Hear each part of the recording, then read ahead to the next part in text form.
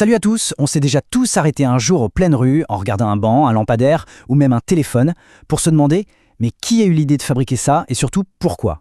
C'est exactement ce qu'on va découvrir ensemble. Alors c'est parti, on part en mission pour décoder le monde qui nous entoure.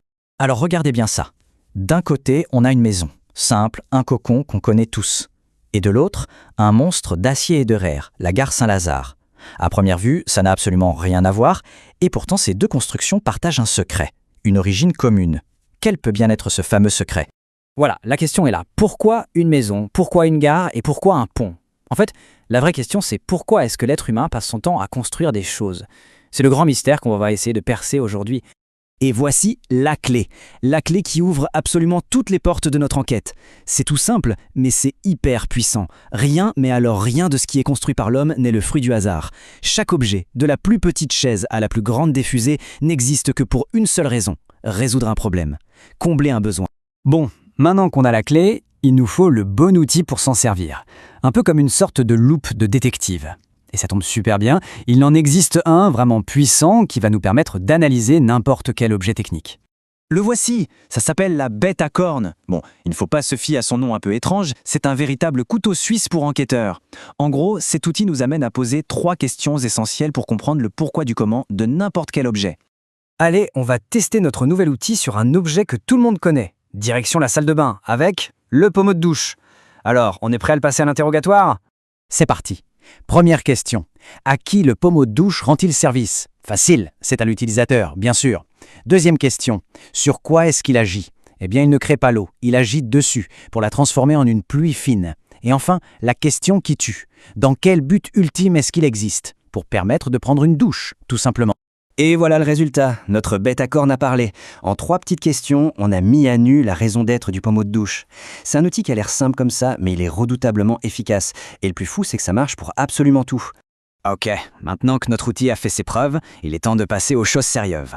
On quitte la salle de bain pour une enquête grandeur nature. Direction Paris et ses constructions les plus connues. Voici notre scène de crime, le cœur de Paris.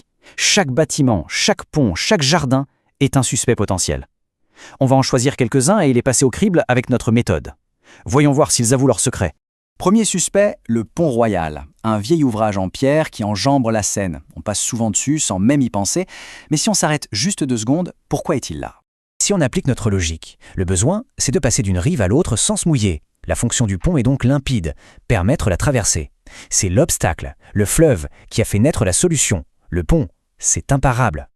Hop, on change complètement de décor. Deuxième suspect, l'hôpital Hôtel-Dieu. Ici, on ne traverse rien. Au contraire, on y reste. Alors, quel est le besoin fondamental qui peut bien se cacher derrière ces murs? Le besoin ici, c'est l'un des plus fondamentaux qui soit, se soigner. La fonction de l'hôpital est donc d'accueillir les malades pour les guérir. Qu'il s'agisse de traverser un fleuve ou de combattre une maladie, la logique est exactement la même. Un besoin, une fonction, une construction. Après avoir analysé ces quelques exemples, on commence à voir des points communs, des motifs qui se dessinent. En fait, toutes ces constructions, aussi différentes soient-elles, peuvent être rangées dans 3 grandes familles. C'est l'heure de mettre un peu d'ordre dans tout ça. Et voilà le classement final. D'abord, on a les bâtiments, nos abris contre le froid, la pluie, comme les maisons ou les hôpitaux. Ensuite, on trouve les ouvrages d'art, ces constructions souvent spectaculaires comme les ponts ou les tunnels qui nous permettent de franchir des obstacles. Et enfin, les aménagements, c'est-à-dire tout ce qui rend nos villes plus agréables et pratiques comme un simple parc. Finalement, tout ce que l'on construit rentre dans l'une de ces 3 cases. Notre enquête touche à sa fin. Mais en réalité, on pourrait dire que la véritable aventure ne fait que commencer. Le grand secret, finalement, c'est qu'il n'y a pas de mystère. Chaque chose construite par l'homme, de la plus petite maison au plus immense des ponts, n'est que la solution à un problème, la réponse à un besoin. Le monde qui nous entoure est en fait un gigantesque catalogue de solutions inventé par des générations et des générations d'humains. Alors la prochaine fois, en marchant dans la rue, le regard sera forcément différent. Ce sera possible de deviner le besoin qui se cache derrière chaque construction. Et peut-être même de se poser cette question. Autour de soi, quel est le prochain problème à résoudre? Quel besoin n'a pas encore trouvé sa solution? L'aventure ne fait que commencer.